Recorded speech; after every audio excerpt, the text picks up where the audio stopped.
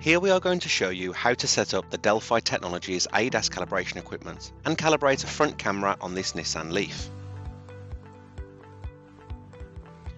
First, measure the distance from the ground to the centre of the wheel. We will then be using that measurement to adjust the crossbeam on the calibration frame. This speeds up the positioning process and ensures the highest levels of accuracy. On the frame, lower the height measurement bar until it rests on the ground. Then, adjust the crossbeam as shown to match the wheel measurement reading just taken.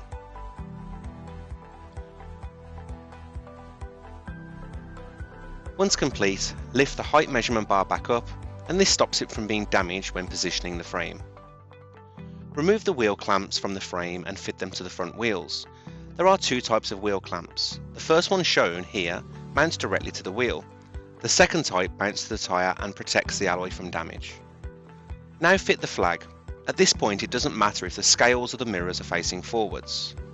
Finally, fit the tape measure holders into the end of the flag, and repeat this procedure for the other wheel.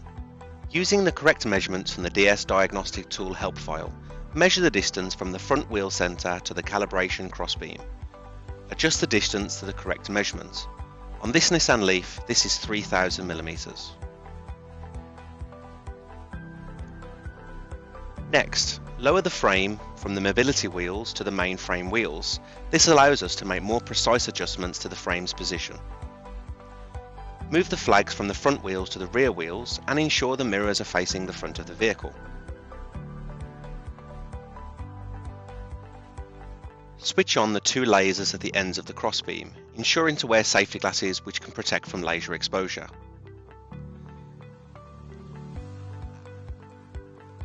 Angle the rear mirrors so the laser is reflected back to the crossbeams and is towards the middle of the scale. Using the adjustment screw on the rear of the unit, adjust until the laser dot is equal on both the left and right crossbeam scales. Now turn over the flag so the scales are facing the front of the vehicle. Move the calibration frame, which is now set parallel to the rear axle, until the readings on both rear wheel scales are equal. This sets the frame in the centre of the rear axle.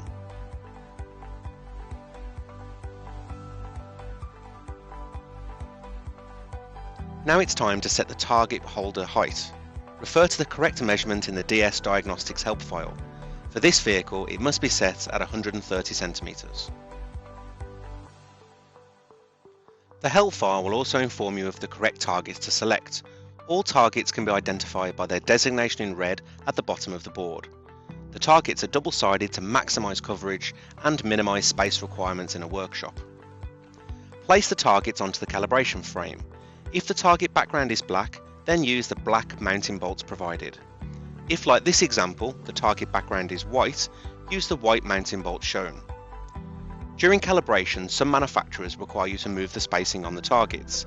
These targets will be in two sections, and an additional frame will need to be fitted. Again, full instructions are provided in the help file. Now we're set up, it's time to calibrate. Plug in the DS interface into the OBD port and switch on the ignition.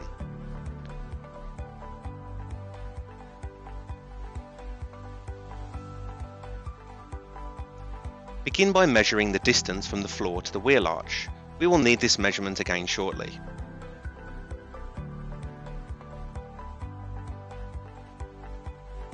Select the vehicle and choose ADAS from the category list. As we are calibrating the camera, we have selected lane system.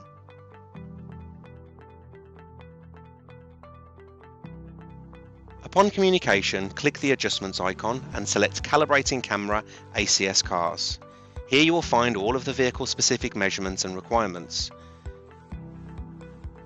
Select the play icon and proceed to calibration. Enter the values from both right and left measured ride heights in millimeters.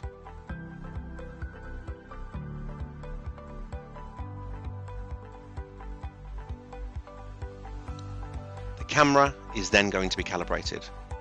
Once calibration is successful, the calibration angles for yaw, roll and pitch are displayed on screen. This is manufacturer specific and not everyone will show this. Finally, you will see an Operations Succeeded screen. This means the procedure is now complete. You can now go ahead and print off the calibration certificate from within the software and keep it for your records.